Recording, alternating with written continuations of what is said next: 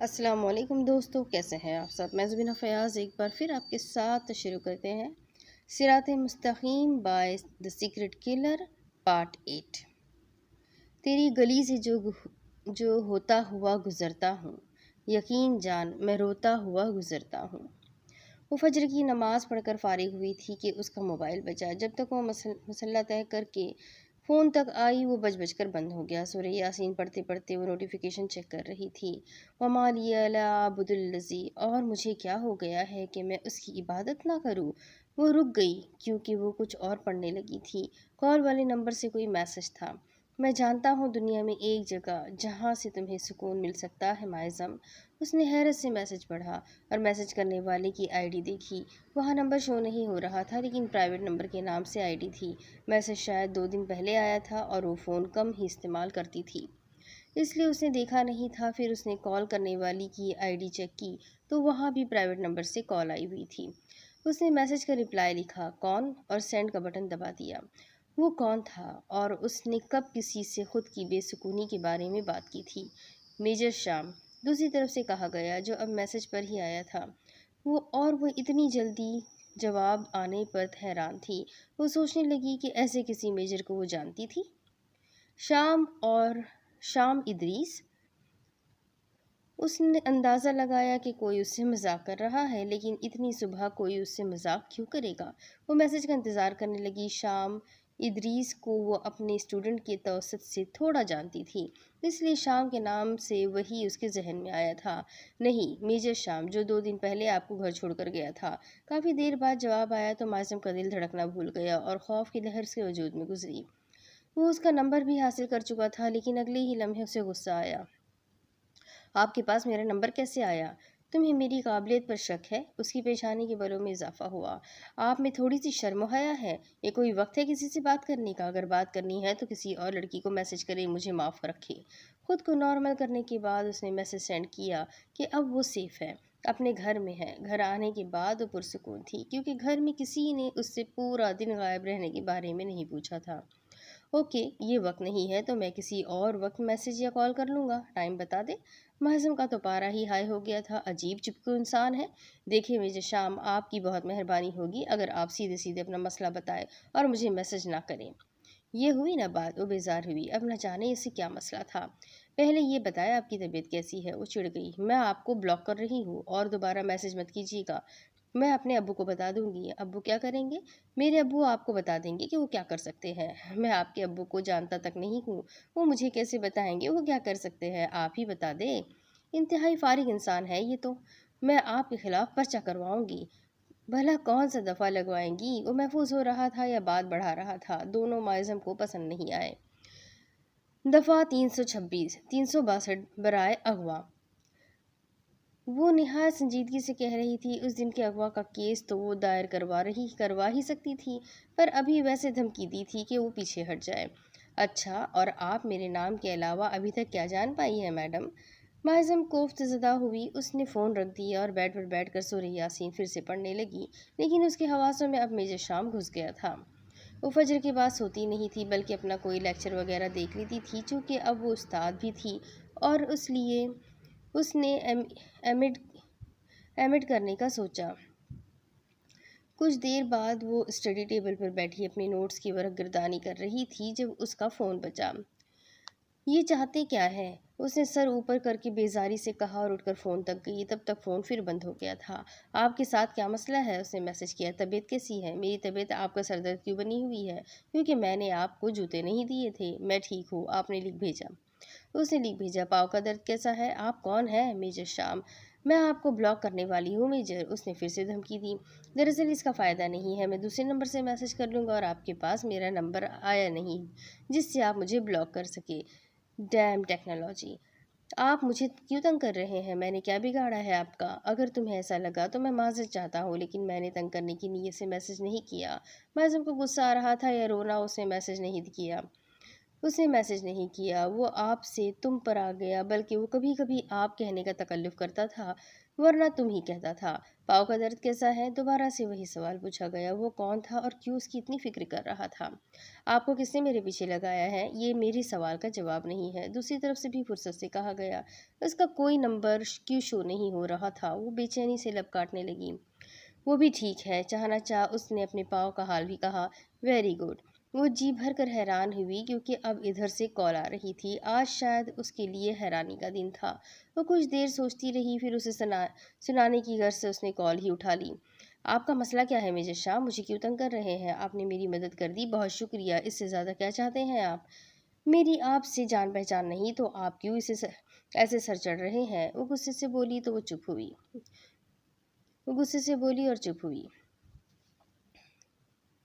तो चुप ना हुई, सॉरी। अगर आपने मदद करने के बाद ऐसे ही तंग करना था तो बेहतर रहता वहाँ गला दबा देते। अरे वाह, तुमने तो मेरा नाम बहुत जल्दी याद कर लिया, दूसरी तरफ से खुशगवार अंदाज में कहा गया। तो वो मज़ीद हैरान होकर रह गई। काश मैं उस वक्त वो चाकू आपके सीने में मार देती, उसने अफसोस से कहा। लेकिन ये मुमकिन नहीं था मायज़म, अगर मुमकिन हो भी जाता तो तुम उस वक्त मेरी कब्र पर बैठ कर रो रही होती। दूसरी तरफ से नरम आवाज़ में कहा गया। उसकी आवाज़ में कुछ था कि माज़म उसके शहर में जकड़ गई। चंद दिन पहले उसकी आवाज़ मुख्तलिफ थी, लेकिन उससे क्या? वाकई अगर वो उसे मार भी देती है तो इस वक्त वही कर रही होती जो उसने कहा था।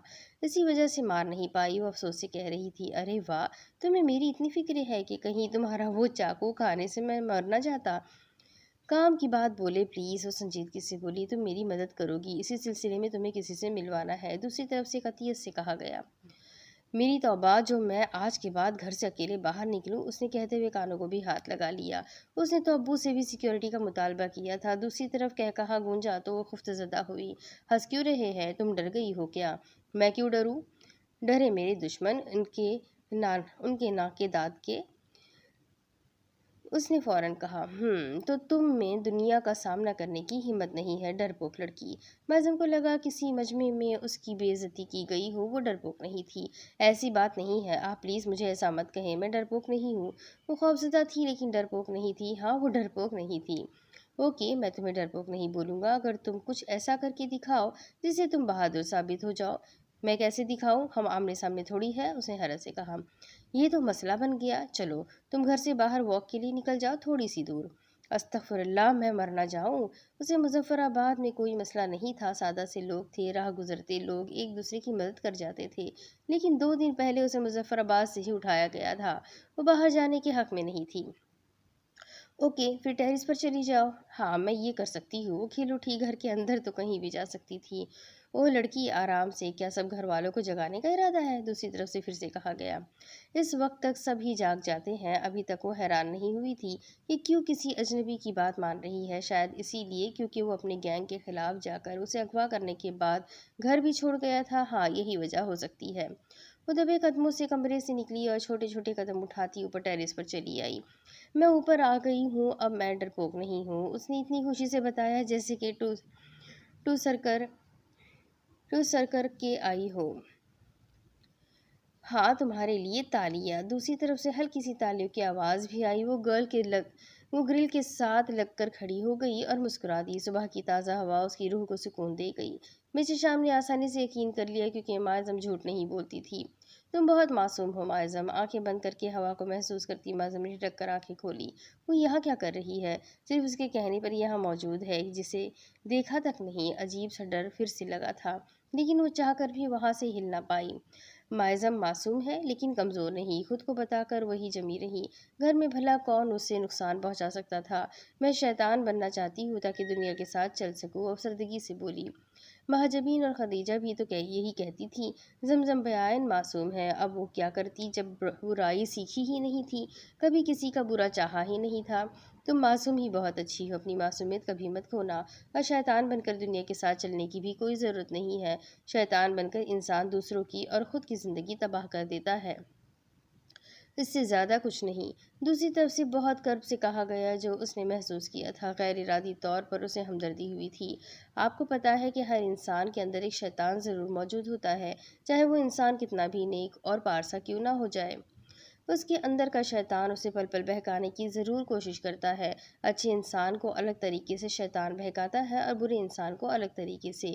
اب یہ اس انسان پر منحصر ہے کہ وہ اپنے اندر کے شیطان کو کیسے قابو کرتا ہے، اس پر اپنے ایمان کو غالب کرتا ہے یا اس کو خود پر غالب آنے کا موقع دیتا ہے۔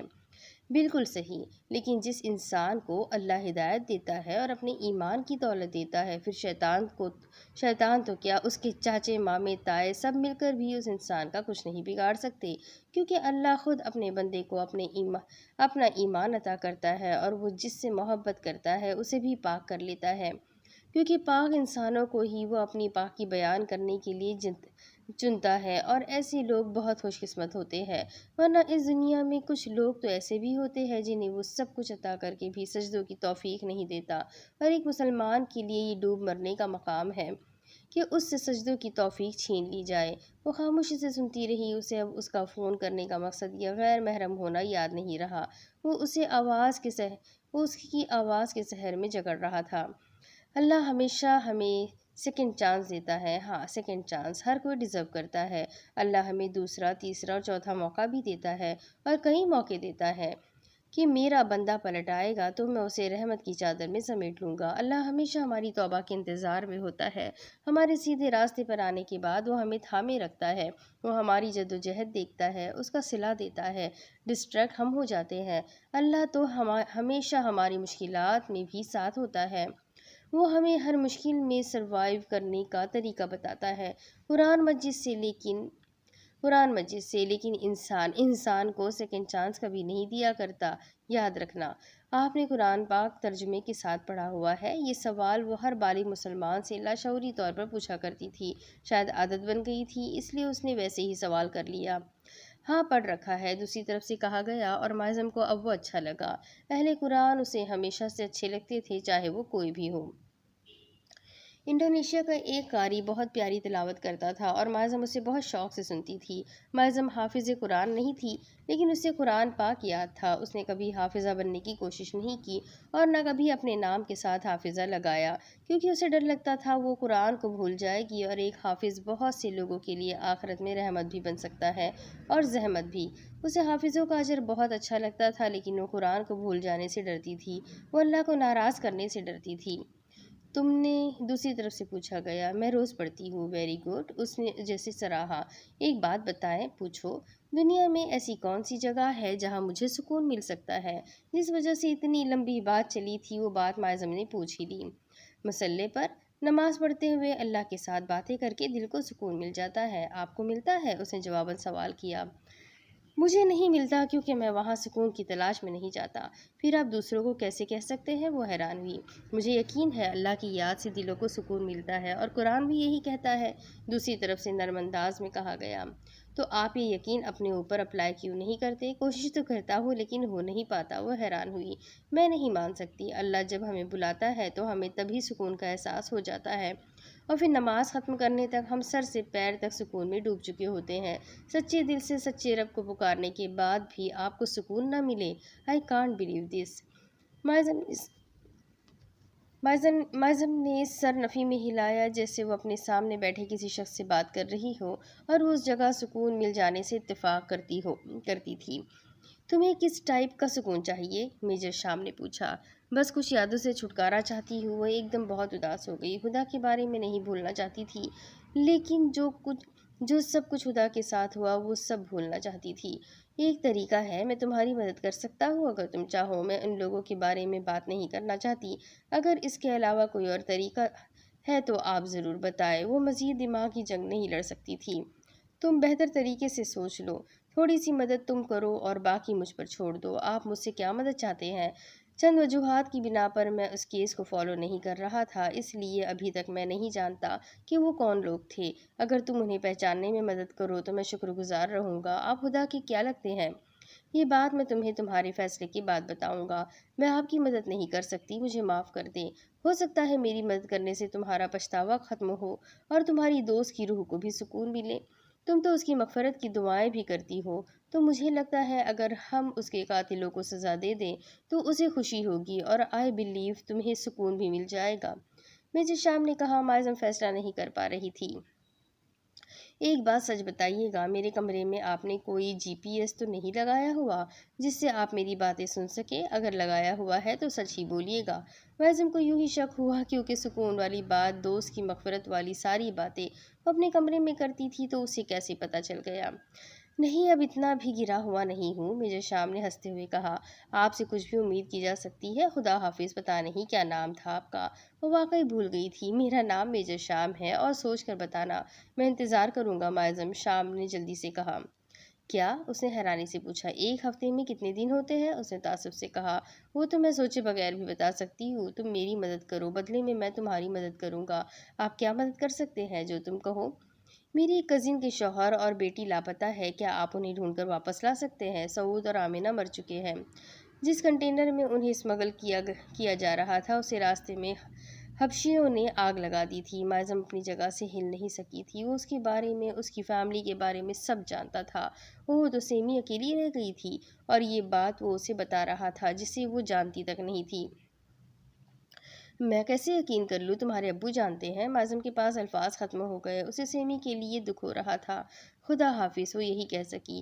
اچھا سنو، وہ جان چکا تھا معظم کے لیے دھچکا بہت بڑا ہے۔ کہیں وہ غائب دماغی سے بولی۔ تم بہت خوبصورت ہو، میجر شام نے کہا تو فوراً حقیقت میں واپس آئی اور اس کی بات پر بہت شرمندہ ہوئی۔ آپ بہت لوفر ہے اور چیپ باتیں کرتے ہیں، اس نے غصے سے کہا، ورنہ وہ اسے اچھا لگا تھا۔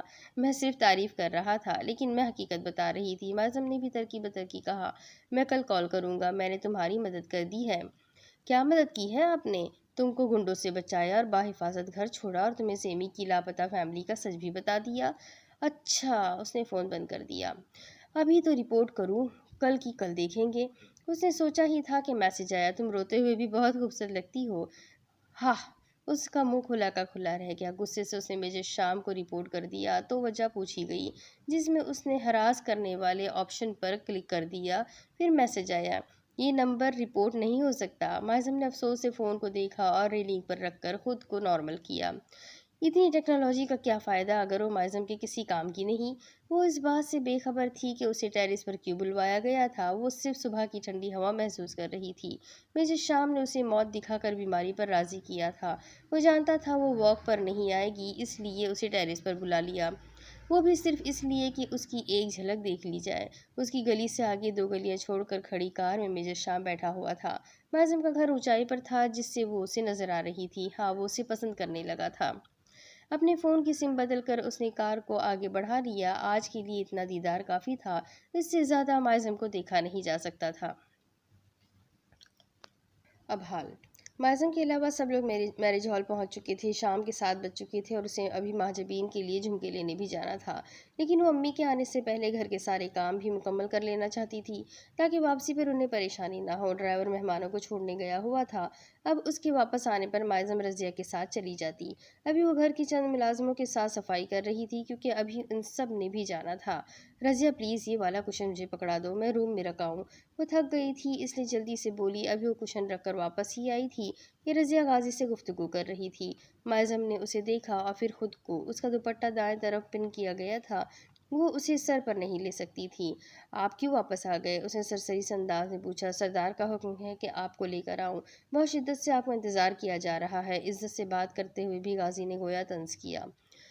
وہ بس 5 منٹ دے غازی بھائی، میں گفٹ اور اپنا پرس لے کر آئی، وہ جلدی سے کہتی اوپر کی طرف جا رہی تھی کہ پھوٹی قسمت اس کا دوپٹہ سیڑھیوں کے ساتھ پڑے ٹیبل کے کونے میں پھنس کر رہ گیا۔ جب وہ اسے وہاں سے نکالنے لگی تو وہ کونے سے تھوڑا سا پھٹ گیا۔ معظم تو شوق رہ گئی، اف، اس کا نیا دوپٹہ پھٹ گیا تھا، یا اللہ! وہ کہتے ہی مایوسی میں سر ہلاتی تیزی سے سیڑھیاں چڑھتی گئی۔ غازی نے مسکرا کر اسے دیکھا، رضیہ نے غازی کی مسکراہٹ کو دیکھا تو تھوڑی رازدارانہ انداز میں قریب آئی۔ غازی صاحب، معظم بی بی بہت سونی لگ رہی ان وکھوتے یہ لمبا لہنگا، رضیہ نے غازی سے کہا تو اس کی مسکراہٹ سمٹی اور اسے خاموش رہ جانے کا اشارہ کیا۔ معظم نے گہرے سبز رنگ کا لہنگا پہنا ہوا تھا اور اس پر چاندی کے موتیوں کا کام تھا۔ وہ ہمیشہ کی طرح آج بھی بہت خوبصورت لگ رہی تھی، لیکن دوپٹہ اس نے محجبین کی خواہش پر دائیں کندھے پر ڈالا ہوا تھا، جس کی وجہ سے وہ آرام دہ نہیں ہو پا رہی تھی، اور بالوں کو کرل کیا ہوا تھا۔ میک اپ نفاست سے کیا ہوا تھا اور اس میں وہ بہت دلکش اور پرسحر لگ رہی تھی۔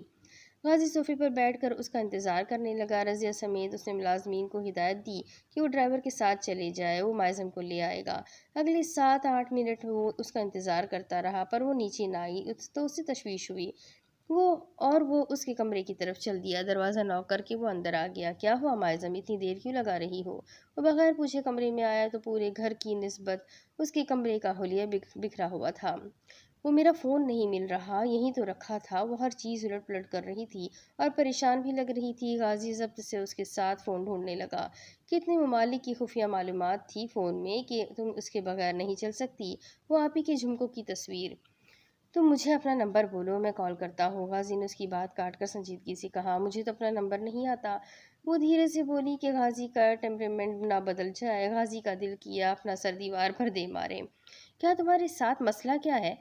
ہاں، مسئلہ آج کیا تمہارے ساتھ سارے مسئلے آج ہی ہونے تھے؟ وہ دبے دبے غصے سے بولا، کیونکہ وہ کافی وقت سے ضائع کر چکے تھے۔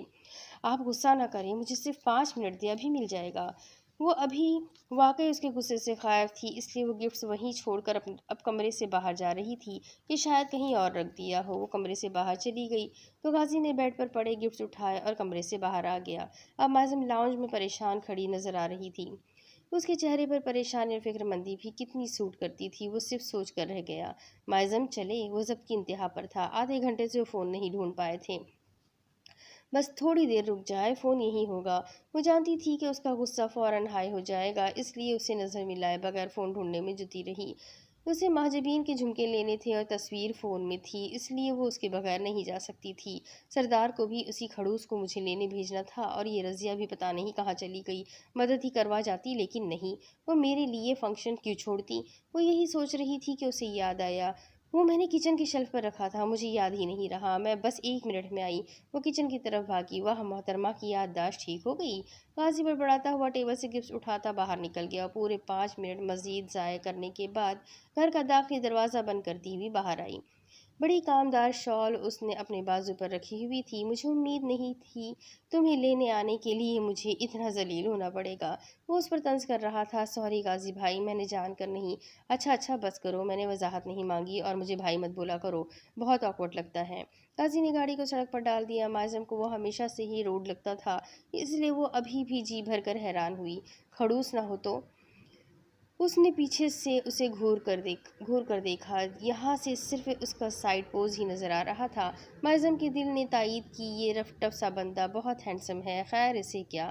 غازی بھائی اس شاپ کے باہر رکے پلیز، میں نے آپ ہی کے جھمکے لینے ہیں۔ ان کا ایک ایئرنگ ٹوٹ گیا تھا۔ وہ جلدی سے منت کرتے ہوئے بولی، مبادا گاڑی چلاتے ہوئے آگے ہی نہ بڑھا دیں، اور وضاحتیں ایسے دے رہی تھی کہ اگر نہ دے تو وہ اسے کھا جائے گا۔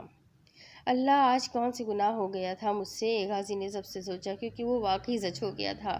اس نے کار کو مارکیٹ کے باہر کھڑا کر دیا۔ تب تک مائزم نے شال سر پر رکھ کر اچھی طرح سے خود کو کور کر لیا، جو اس نے پہلے ایک بازو پر اوڑھ رکھی تھی۔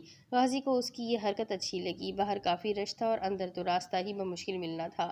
عید کے دن تھے، اس لیے شاپنگ کے لیے لوگ رات کو ہی باہر نکلتے۔ تمہارے پاس صرف 5 منٹ ہے، اگر 5 منٹ میں تم واپس نہ آئی تو سچ میں چھوڑ کر چلا جاؤں گا۔ مائزم اس کی سرد آواز سن کر فوراً اس کی بات پر عمل کرتے ہوئے اندر بھاگی، جیسے سچ میں اگر 5 منٹ سے اوپر ہو گئے تو وہ اسے چھوڑ کر چلا جائے گا، اور اکیلے جانا اتنی رات کو وہ افورڈ نہیں کر سکتی تھی۔ ایک تو وہ تھی بھی اتنے بھاری ڈریس میں، اوپر سے مارکیٹ میں اتنا رش کہ اسے بار بار بچ کر چلنا پڑ رہا تھا، کیونکہ لوگ جان بوجھ کر ٹکرانے کے چکر میں لگ رہے تھے۔ وہ اس وقت جس شاپ میں تھی وہاں رش کافی زیادہ تھا اور اسے اپنی باری کا انتظار کرنا تھا۔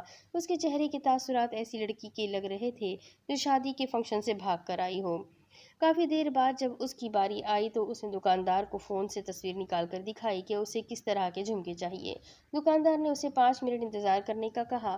وہ پریشان سی اسے جلدی آنے کا کہہ رہی تھی۔ وہ انتظار کر لیتی، لیکن غازی کا کوئی پتہ نہیں تھا کہ وہ اسے چھوڑ کر بھی جا سکتا تھا۔ یا اللہ، پلیز غازی بھائی کے دل میں تھوڑی سی نرمی ڈال دے، انہیں مسکرانا سکھا دے، ایسے مجھے چھوڑ کر نہ چلے جائے۔ اسے تو ویسے بھی وہ بندہ ایسا لگتا تھا کہ جو میں کہتا ہوں وہ میں کرتا ہوں۔ چند منٹ بعد جھمکے مل گئے۔ وہ پیسے دینے کے بعد جب وہ باہر آئی تو غازی کے وقت سے 10 منٹ زیادہ ہو چکے تھے۔ ارد گرد نظر دوڑائی تو گاڑی نظر نہ آئی۔ اس کا دل کیا کہ وہیں بیٹھ کر رونے لگ جائے۔ اتنی فضول ہے مائزم غازی کے لیے، وہ اسے قتل کر دینا چاہتی تھی۔ فی الحال وہ ایسا بھی نہیں کر سکتی تھی، سو رونے کا اور قتل کرنے کا ارادہ ارادہ ملتوی کر کے خود کو نارمل کیا اور لگی رکشہ رکوانے۔ رکشے میں بیٹھ جانے کے بعد اس نے ڈرائیور کو پتہ سمجھایا۔ اسے بھلے ڈرائیور نے اس 10 منٹ تک منزل تک پہنچانے کا دعویٰ کیا۔ اب وہ رکشے میں بیٹھ کر آیت الکرسی پڑھنے لگی۔ اسے اب ڈر لگ رہا تھا۔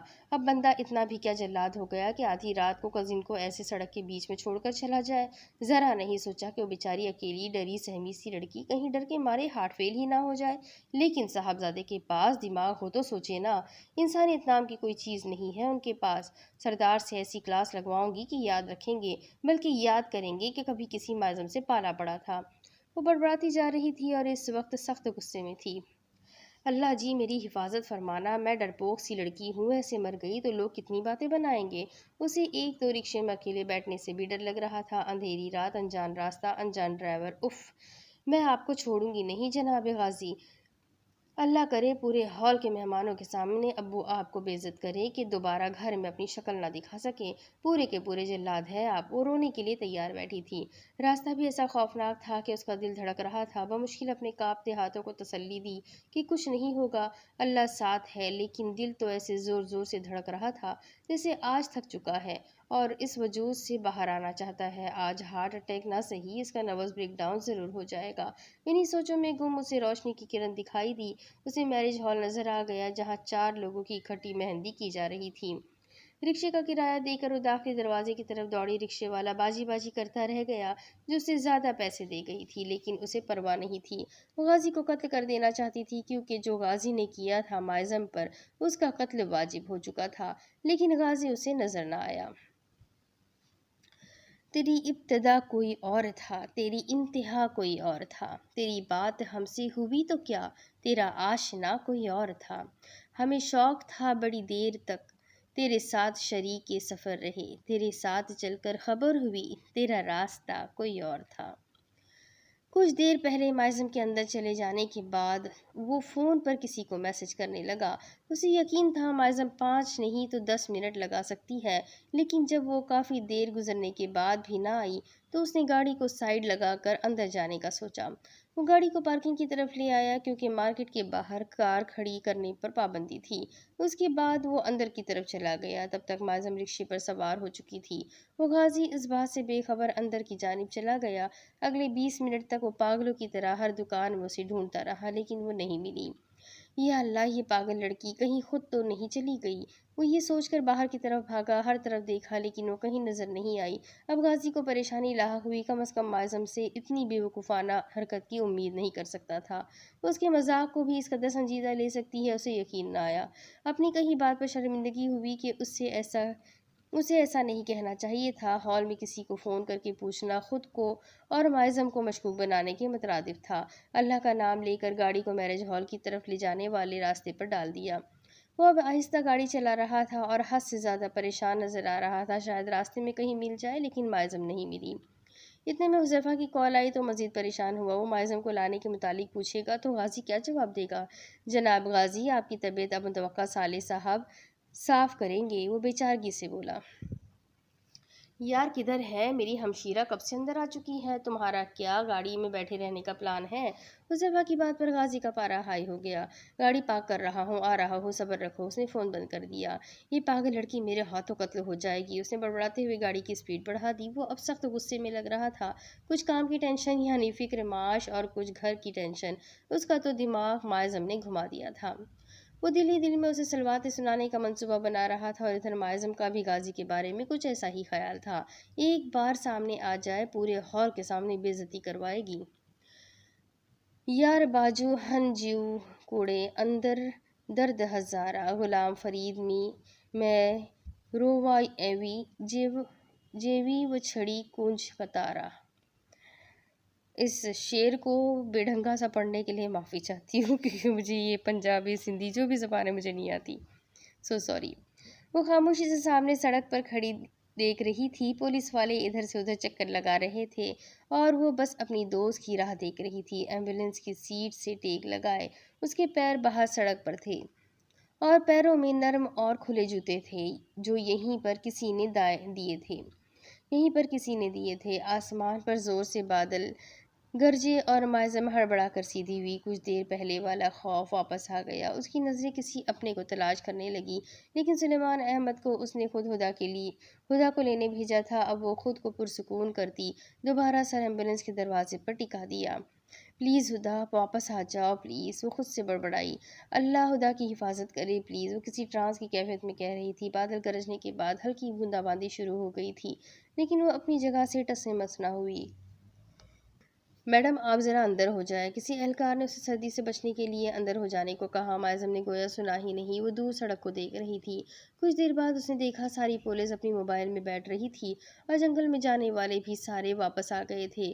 سلیمان احمد اس تک آئے۔ تم شاہ زیب افسریاب کے ساتھ رہنا، سلیمان احمد اس 20-21 برس کی لڑکے کو سنجیدگی سے کہہ رہے تھے اور مائزم کو اپنے حصار میں لیے گاڑی کی طرف بڑھے۔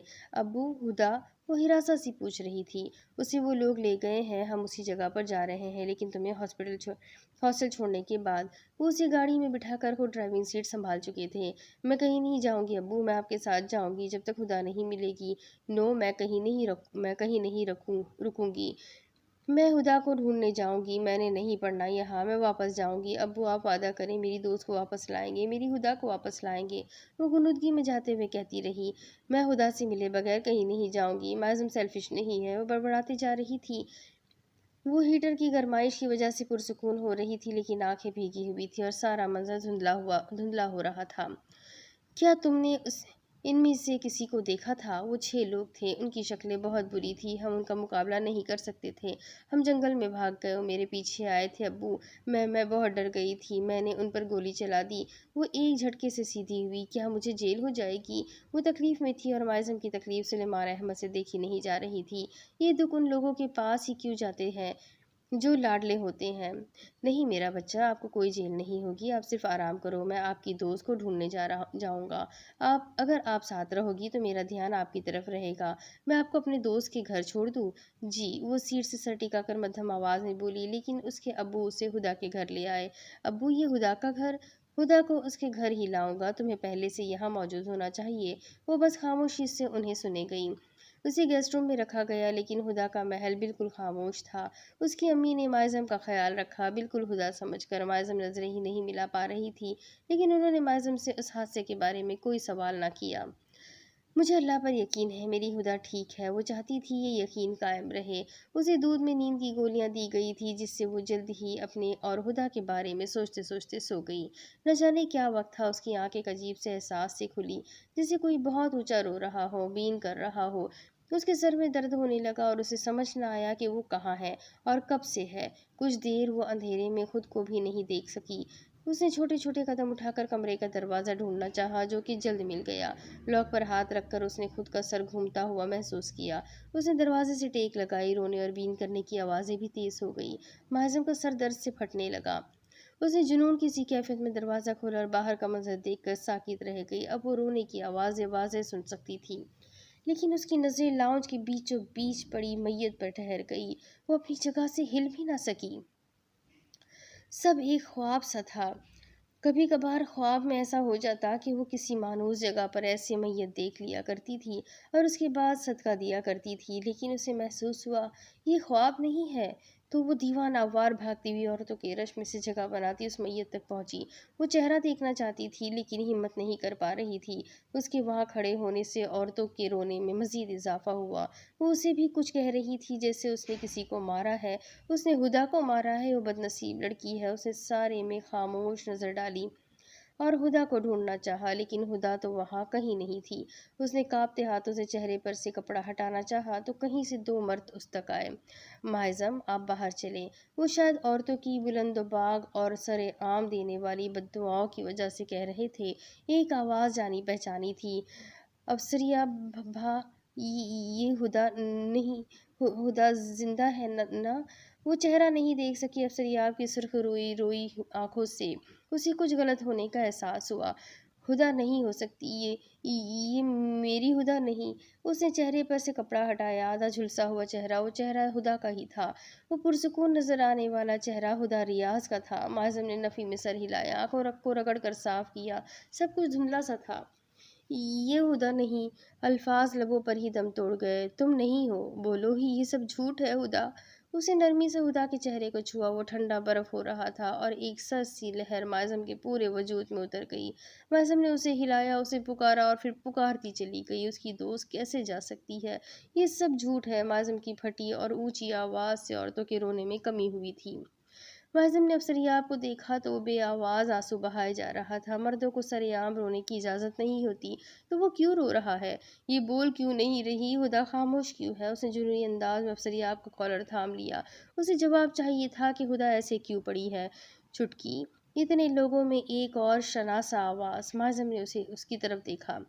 भाई, मेरी दोस्त बोल नहीं रही, इसे बोले उठ जाए। वो दीवानावार हुज़ैफ़ा की तरफ लपकी। हुज़ैफ़ा ने कर्ब से उसे खुद से लगाया और रोता रहा। मुअज़्ज़िम का दर्द अब शिद्दत से तकलीफ़ दे रहा था। उसे नहीं मालूम था कि वो कहाँ है, क्या कर रही है, इर्द-गिर्द क्या हो रहा है। सब किसी फ़िल्म की तरह बस चलता जा रहा था।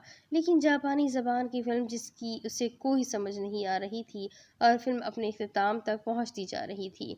मुअज़्ज़िम, तुम्हारी दोस्त मर गई है, तुम्हें सब्र करना होगा, जैसे अपने बेटे की मौत पर नबी करीम सल्लल्लाहु अलैहि वसल्लम ने सब्र फरमाया।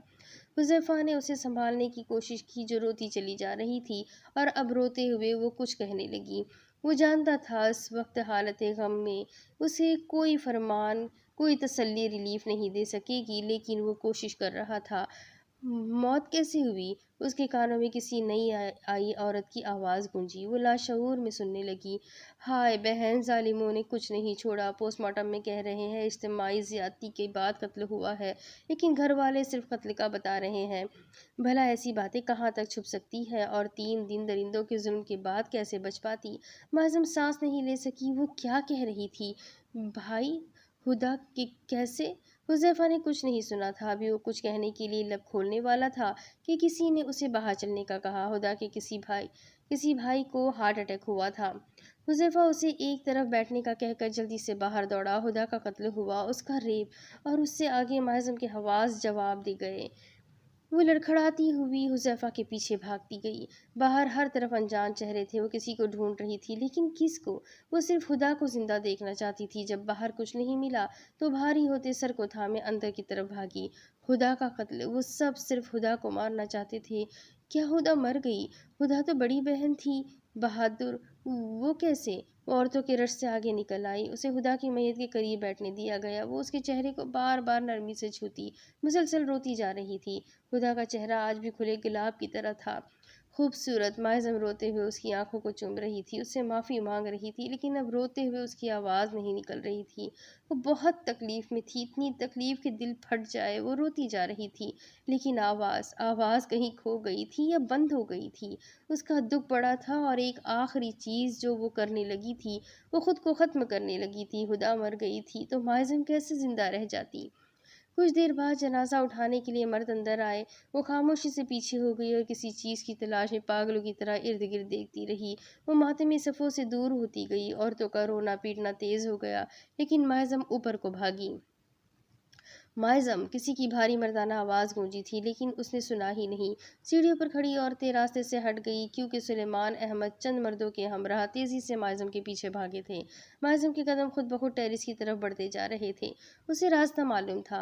हुदा की मौत उसकी वजह से हुई थी और उसे भी मर जाना चाहिए। वो भागती गई, बिल्कुल ऐसे जैसे उस रात में वो जंगल में भागी थी। वो टेरिस का दरवाज़ा पार कर गई। वो कम उम्र मायज़म होश में नहीं थी, मौत से रिलीफ चाह रही थी, बिल्कुल वैसा जैसा हुदा को मिल गया था। सुलेमान अहमद ने उसे जा लिया। मायज़म, बच्चे होश करो।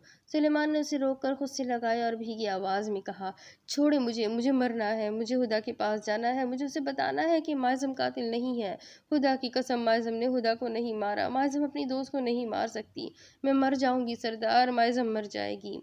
वो उनके बाजुओं में बेकाबू हो रही थी और बार बार अपना आप छुड़ाने की कोशिश करती। किसी ने सुलेमान अहमद को कुछ पकड़ाया और उन्होंने खामोशी से दिल पर पत्थर रखकर वो थाम लिया और उसकी सुई मायज़म की गर्दन में चुभो दी। वो चीखी, लेकिन उसकी चीखें भी दम तोड़ गई और वो बेहोश हो गई। वो बेबसी से उसे देख कर रह गए। वो नहीं चाहते थे कि सबकतगीन की तरह मायज़म के साथ भी कुछ बुरा हो जाए, क्योंकि हुदा वापस नहीं आ सकती थी।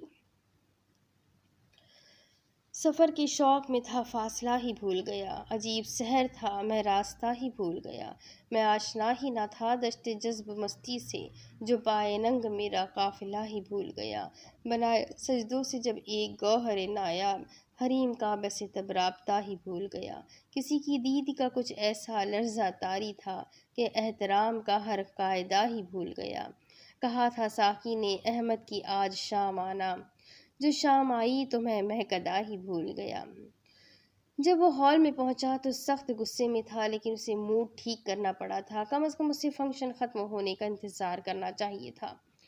اس مائزم کی بچی کو تو میں گھر جا کر سیدھا کروں گا، غصے کو بالائے طاق رکھ کر وہ مسکراتا ہوا اندر آیا۔ لاشعوری طور پر اس کی نگاہیں مائزم کو ہی ڈھونڈ رہی تھی، آخر وہ اسے نظر آ ہی گئی۔ وہ بہت انہماک سے یقیناً اپنے باپ کو اس کی شکایت لگا رہی تھی، اب 2-4 شکایات لگانے کا حق اس کا بھی بنتا تھا۔ وہ سنجیدگی سے چلتا ہوا اسی طرف بڑھا، لیکن راستے میں کسی کے روکے جانے پر بہت بدمزہ ہوا۔ غازی کہاں تھے تم اتنی دیر سے؟ چپکو کہیں کے اسے عجیب سے لقب سے نوازتا وہ اس کی طرف مڑا۔ میں مائزم کو لینے گھر گیا تھا۔ کیوں، کوئی کام ہے کیا تمہیں؟ غازی نے جبراً مسکراتے ہوئے عنبر سے پوچھا، جو پچھلے 1 ہفتے سے اس کی ہر کارروائی پر نظر رکھے ہوئے تھی، اور غازی کو یہ سخت برا لگ رہا تھا۔ اتنا سر چڑھایا ہوا ہے تم نے مائزم کو، بہت روڈ ہے ویسے۔ وہ بھی غالباً حسد میں ایسا کہہ رہی تھی۔ میرا نہیں خیال کہ وہ بہت ہمبل اور کیئرنگ ہے۔ نہیں، میرا خیال ہے کہ وہ بہت ہمبل اور کیئرنگ ہے۔ غازی نے عنبر کے سامنے مائزم کا دفاع کیا۔ تمہیں آئے ہوئے چند دن ہوئے ہیں، بہت جلد اس کی اصلیت سے واقف ہو جاؤ گے۔ عنبر کو یقیناً غازی کا مائزم کی سائیڈ لینا اچھا نہیں لگ رہا تھا۔ ٹھیک ہے، جب اس کی اصلیت سے واقف ہو جاؤں گا تو تمہارے ساتھ کھڑا ہو کر اس کی برائی کروں گا۔ ناؤ ایکسکیوز می، وہ کہتا ہوا دوسری طرف چلا گیا، کیونکہ اب وہاں سردار اور مائزم نہیں کھڑے ہوئے تھے۔ منہا، یہ تمہارے شوہر نامدار جو ہے نا، بہت کنجوس ہے، سمجھ لو، جدی پشتی کنجوس ہے۔ بہتر ہے ان کا والیٹ ہمیشہ اپنے قبضے میں رکھنا۔ مائزم کا ادھر آنے پر موڈ اچھا ہو گیا تھا، اور غازی کی کافی ساری شکایات لگانے کے بعد اس کے دل میں خوشی والی فیلنگ بھی آ گئی تھی۔ کن اکھیوں سے وہ دیکھ سکتی تھی کہ اس کے ابو غازی سے کچھ کہہ رہے ہیں، اور وہ یقیناً شرمندہ ہو رہا تھا۔ تم پر ہی گیا ہوں، حذیفہ نے مائزم سے کہا۔ دراصل مائزم، حذیفہ نے پیسے لے کر منہا کے لیے گفٹ خریدنا چاہا تھا، لیکن حذیفہ نے پیسے دینے سے انکار کر دیا تھا کہ وہ اپنی بیوی کو خود ہی تحفہ دے گا۔ استغفر اللہ، مائزم نے بے اختیار اپنے چہرے کو ہاتھ لگایا تو سب ہنسنے لگے۔ میری کون سی داڑھی مونچھ نکل گئی ہے؟ وہ خفگی سے پوچھ رہی تھی۔ زیادہ تر رسمیں مائزم ہی کر رہی تھی، کیونکہ وہ دونوں طرف سے سب سے قریبی رشتہ دار بنتی تھی۔ عنبر غازی کو بھی ادھر کھینچ لائی، جس کا مہندی کی رسوم میں کوئی خاص دل نہیں لگ رہا تھا۔ ارے غازی صاحب، آپ بھی آئے، ہمارے درمیان بیٹھے، آخری کو اب آپ ہمارے سالے بننے والے ہیں، حذیفہ نے شوخی انداز میں کہتے ہوئے غازی کو فوراً اپنے اور عثمان کے درمیان جگہ دی۔ 3 سیٹر صوفے پر وہ دونوں تھے، اور سائیڈ میں 2 سیٹر پر منہا اور مہجبین بیٹھی ہوئی تھی۔ عنبر بار بار غازی کے ساتھ چپک کر کھڑی ہو رہی تھی، تو اس نے ان دونوں کے درمیان جا کر بیٹھنا ہی مناسب سمجھا۔ اسے ادھر آتے دیکھ کر مائزم کا موڈ خراب ہوا، اور وہ اسٹیج سے نیچے اتر آئی۔ غازی سمیت سب نے یہ بات نوٹ کی، لیکن اس سے پرواہ نہیں تھی، کیونکہ مائزم نے کبھی اپنے چہرے کے تاثرات چھپانے کی کوشش کی ہی نہیں تھی۔ وہ اسٹیج سے اتر کر اپنی خالہ اور امی کے پاس بیٹھ گئی۔ مائزم، آج آنے میں اتنی دیر کیوں لگائی تھی؟ میں تو پریشان ہو گئی تھی۔ آ تو گئی ہوں بشرا جی، وہ بیزاری سے بولی۔ سب تمہارا پوچھ رہے تھے، بشرا نے اسے کہا۔ بڑی فکر ہے سب کو میری، وہ جلے دل سے سوچ کر رہ گئی۔ میں نے مارکیٹ سے کچھ لینا تھا، اس لیے دیر ہو گئی۔ اس کے رویے سے صاف ظاہر ہوا کہ وہ جواب نہیں دینا چاہتی۔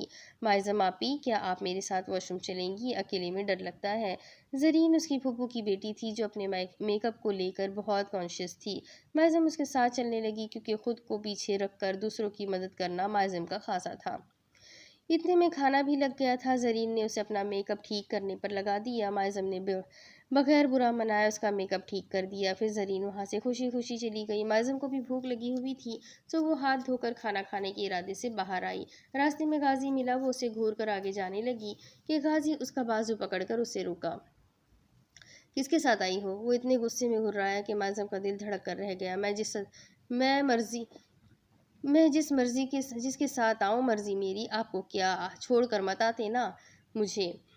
बहुत हिम्मत करके उसने गाजी की आंखों में देखकर जवाब दिया, मैं तुम्हें कब छोड़ कर आया था? आधा घंटा पागलों की तरह तुम्हें उधर ढूंढता रहा।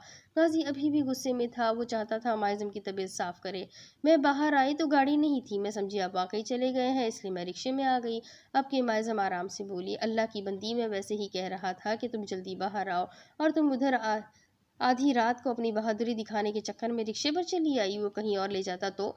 वो दबे दबे गुस्से में चीखा, ये आपकी गलती है। अगर आप मुझे वो सब ना कहते तो मैं उधर ही खड़ी रहकर आपका इंतजार कर लेती। उसने गाजी को फिक्रमंद देखा तो मध्यम आवाज में संजीदगी से कहा, जानती हूँ मैं कितना परेशान हो गया था। तुमसे तो बंदा कुछ भी ना कहे माइज़म। वो अफसोस से कह रहा था या शर्मिंदगी से, लेकिन माइज़म को उसकी आंखों में अपने लिए अपनायत नजर आई थी और ये उसे बिल्कुल पसंद नहीं आया। वो उससे पीछे हुई और अपना बाजू उसकी गिरफ्त से आज़ाद करवाया। जो भी है, आइंदा मुझे हाथ मत लगाइएगा वरना मैं भूल जाऊंगी कि आप कौन है। वो उसे शहादत की उंगली से वॉर्न कर रही थी। इतनी देर वो गुस्से से भरी हुई थी, इसलिए अब अचानक याद आने पर उसे एहसास हुआ कि वो नामहरम है। गाजी उसकी बात पर गोया पूछ भौचक्का रह गया था और माइज़म की आंखों में नमी देखकर वो उससे मजीद दूर हुआ। उसका माइज़म को रुलाने का कोई इरादा नहीं था। माइज़म गुस्से से उसे घूरती वहां से चली गई। वो उसे कुछ कहना चाहता था लेकिन वो चली गई। डैम इट, वो बड़बड़ाता हुआ वहां से बाहर निकल गया। जब वापस आई तो सब खाना खा रहे थे और यकीनन वो सब उनकी नज़रों से भी छुपा नहीं रहा था। किसी के भी सवालात से बचने के लिए वह अपना खाना डालकर एक अलग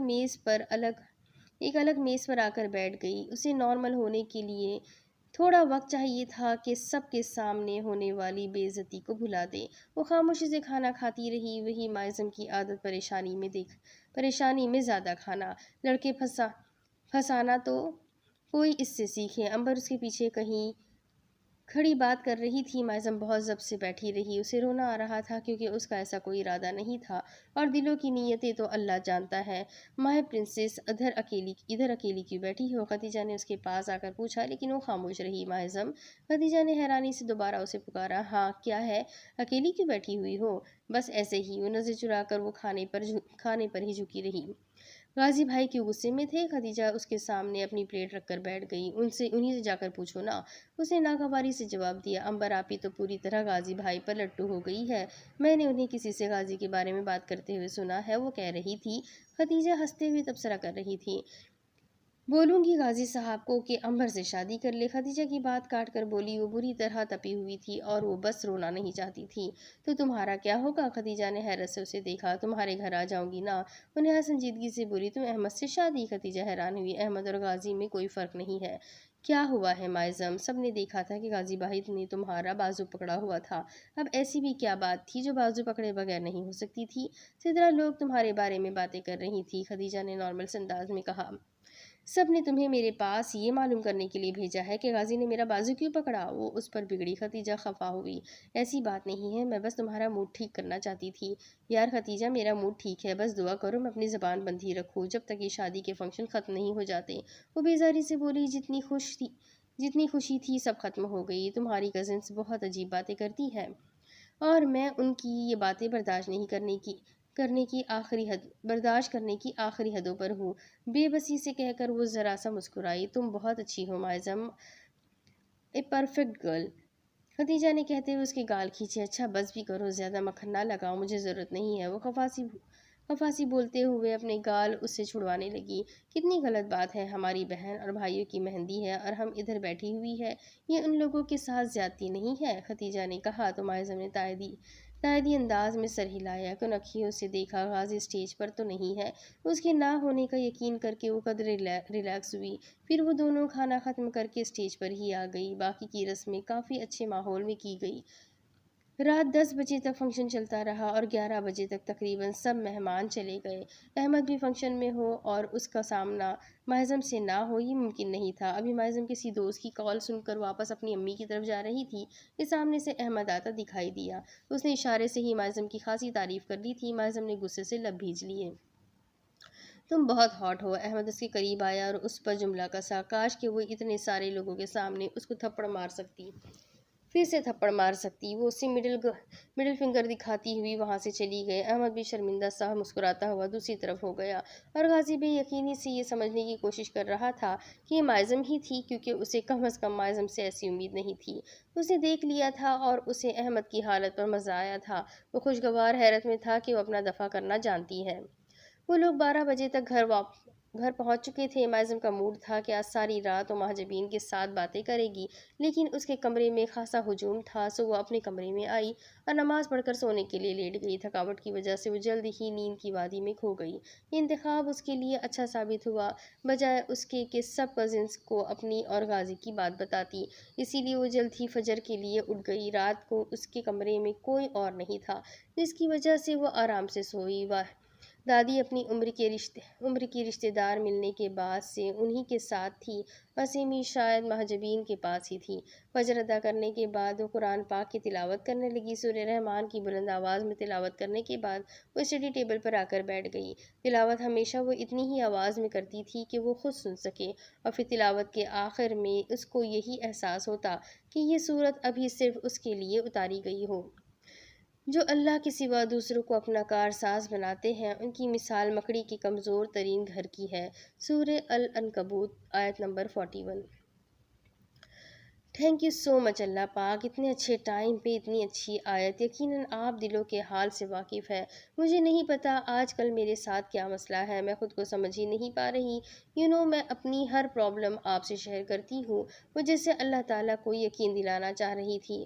اب کی بار مجھے پتا ہی نہیں کہ میرے ساتھ پرابلم کیا ہے۔ سب کچھ اتنی تیزی سے چل رہا ہے، اب اپنے ہی گھر میں انسیکیورٹی والی فیلنگ آتی ہے۔ شاید زیادہ مہمان آ گئے ہیں، اس لیے آپ مجھ سے بہتر جانتے ہوں گے actually what is my problem. ان سب کی عجیب باتیں میری ہمت جواب دے جاتی ہے۔ سوری، میں کسی کی شکایت نہیں کر رہی اللہ تعالیٰ۔ فی الحال ہم آیت ڈسکس کرتے ہیں۔ وہ جیسے یاد آنے پر مسکرائی۔ اسے ایسا لگا کہ کوئی اس کے سامنے بیٹھ کر اسے سماعت کر رہا ہے۔ مجھے ان لوگوں پر بہت ترس آتا ہے جو آپ کے علاوہ کسی اور کو پوچھتے ہیں، حالانکہ وہ بھی انسان ہے، لیکن وہ بھٹکے ہوئے ہیں کہ ان کے پاس ہدایت نہیں گئی۔ اس سے زیادہ افسوس ان لوگوں پر ہوتا ہے جو آپ کے ماننے والے ہیں۔ سب جانتے ہیں کہ آپ کے علاوہ ان کے کام کوئی بھی ٹھیک نہیں کر سکتا، پھر بھی وہ درباروں اور مزاروں پر جا کر سجدے کرتے ہیں اور ان مردہ لوگوں کو اپنا مسیحا سمجھتے ہیں۔ مان لیا کہ وہ لوگ بہت نیک اور پرہیزگار تھے، لیکن ایسا بھی کیا ہو گیا کہ ان لوگوں کو سجدے ہی کرنے لگ جائے؟ اس نے خفگی سے سر نفی میں ہلایا اور کہتے ہوئے دونوں کانوں کو ہاتھ لگایا۔ میں پر امید ہوں کہ ایسے لوگوں کو جلد ہی عقل آ جائے اور ایسے مسیحا بنانے کے بجائے آپ سے ڈائریکٹ مانگے۔ آپ انسان کو اس چیز سے بھی نوازتے ہیں جس کا اس نے گمان بھی نہیں کیا ہوتا۔